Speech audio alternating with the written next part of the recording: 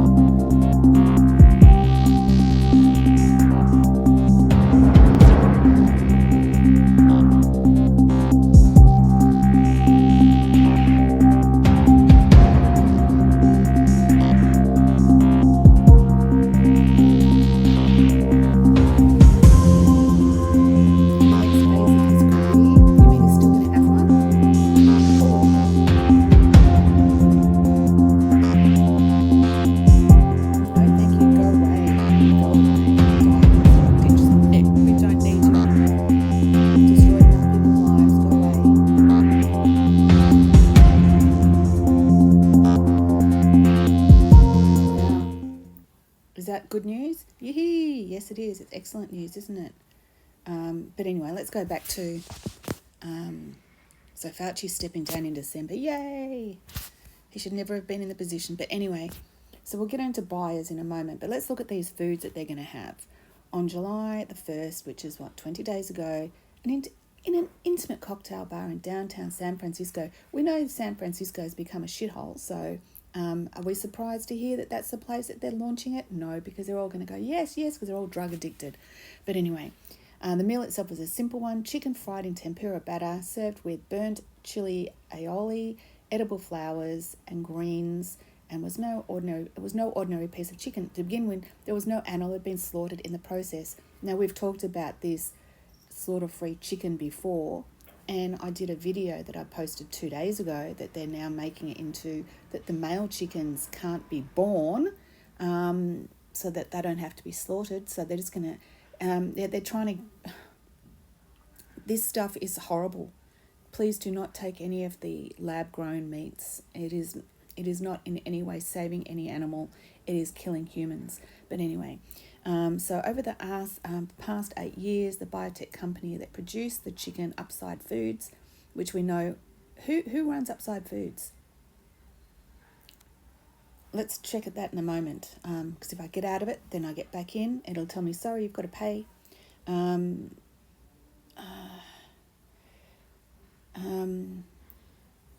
Has steadily honed in the process of making chicken cells, taking chicken cells, growing them in large sheds in steel bioreactors, and then forming them into shapes that can change.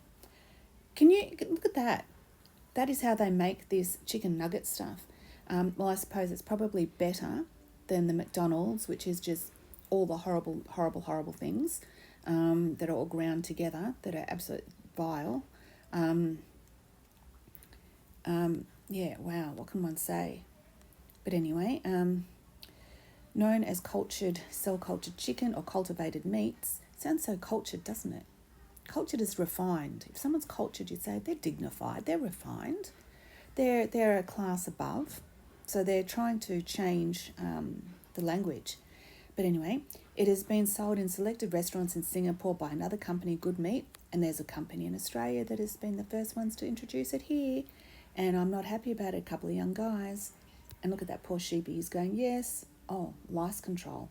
Well, we're talking about chicken, and they've got the ad there for, and is that going to be Bayer's or Bayer's? Will that be Bayer's? Oh, no, it's gone. And then we've got Temu, the garbage place. Yeah, but anyway, Food and Drug Administration federal inspectors required to sell meat and poultry in the US. Amy Chen, Chief Operating Officer at Upside Foods, described the prospect of American consumers being able to finally taste the product as a massive moment. Who wants to taste something that's not real anymore? Everything wants to be synthetic. and synthetic is a replica. It is a copy. It is a substitute. It is a superior item, and it's not good for your health, and it probably is not good for your body. But I'm only saying likely because everyone else seems to use it. Whilst it isn't glamorous for us to be able to scale the thousands, millions and pounds of chicken, you need to supply a chain that can support that. In these rapidly decreasing manufacturing costs alone, with the prospect of meat produced humanely with a lower carbon footprint than traditionally livestock, makes me bullish about the prospect of cultivated meat.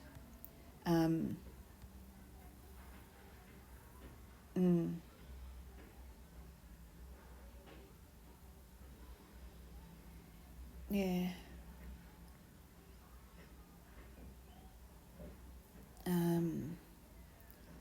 This is just one of the next types of food. So there's going to be cultivated steak, and of course that is through Israel. We've talked about that in another video I did. High vitamin D tomatoes. Do you know, and this is insane, and I'll see if I can put a photo in there at the bottom. Woolworths and Coles, it was Coles here in Australia. They had some tomatoes, just, button tomatoes, your average normal tomatoes. And they advertised them because they were cut into slices as vitamin D tomatoes, mushrooms. And I was like, and that was how they actually advertised it. And I was like, is this a load of rubbish? And they were trying to advertise it, and they were at like $3 or $4 a kilo more for this propaganda, this marketing stitch. And then when they had purple tomatoes, I did a video on that. And they're already coming out, and they're supposedly meant to be healthier, more vitamins and minerals, and last longer.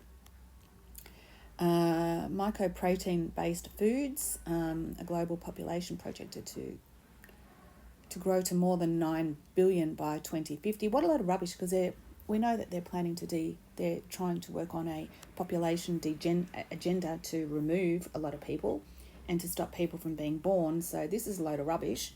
So this is just their way of trying to make people think, well, if you want to have, your way of life, and you want to have children, you want to be old and last forever and all of that, then you need to follow these guidelines here.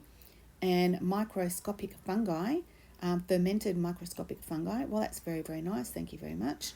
But I will, have my own decisions made by myself. High protein chickpeas. I like chickpeas and I like lentils.